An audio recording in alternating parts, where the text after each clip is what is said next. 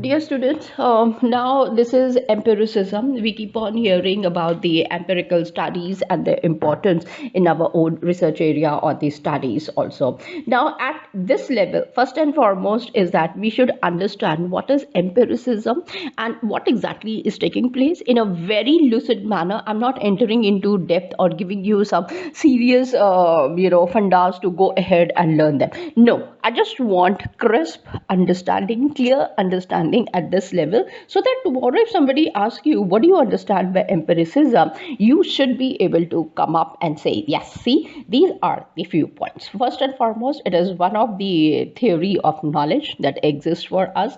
And number two, it gives you the importance to the experience.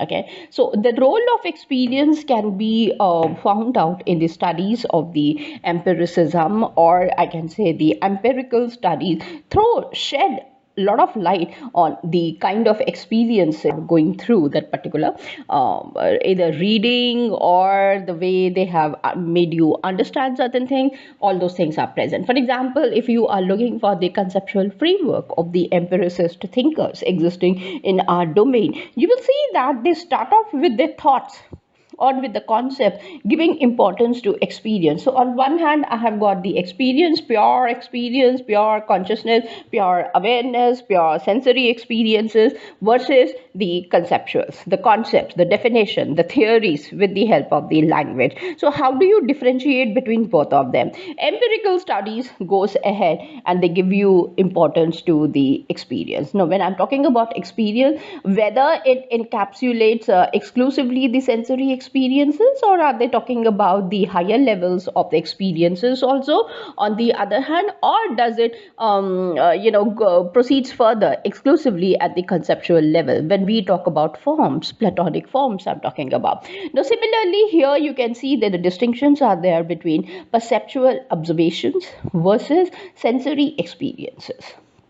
So you are able to understand through that particular thought how they are proceeding further, the kind of the picture that they are giving to you. These differences are present. Now the question arises, perceptual observations based upon sensory organs. Now you see, this is one thing. So what we understand, that's why I made a question mark. I know the difference between sensory experiences and the perceptual observation. So where is it that we are going to demarcate and draw the line and say that yes, see, the sensory experience is complete from here. Now from this part, the perceptual observations are taking place. How do you understand that in your experience is what I'm basically questioning at. And while you're observing the films, does this take place for you also or not is the question. And then comes films, documentaries, cinema, cartoons, webinars belong to this branch. Now, is it really so? Or again, I'm making a question mark out here to understand whether is it the case that yes, empirical studies focus upon all these areas that I'm talking about, or it is just that, okay, fine, we have the theory of knowledge in front of us in the form of the empirical studies.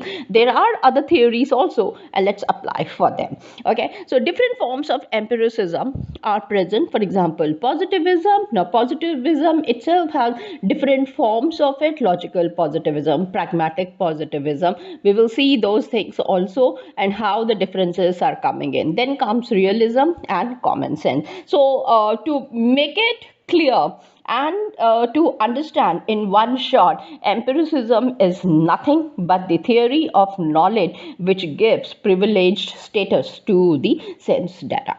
So the status that we are talking about out here for the sense data is a very unique one, and empiricism really recommends for us. So I'm going to stop here, and in the next one I'm going to speak up with yet another theory of knowledge. Till then, thank you and take care. Bye.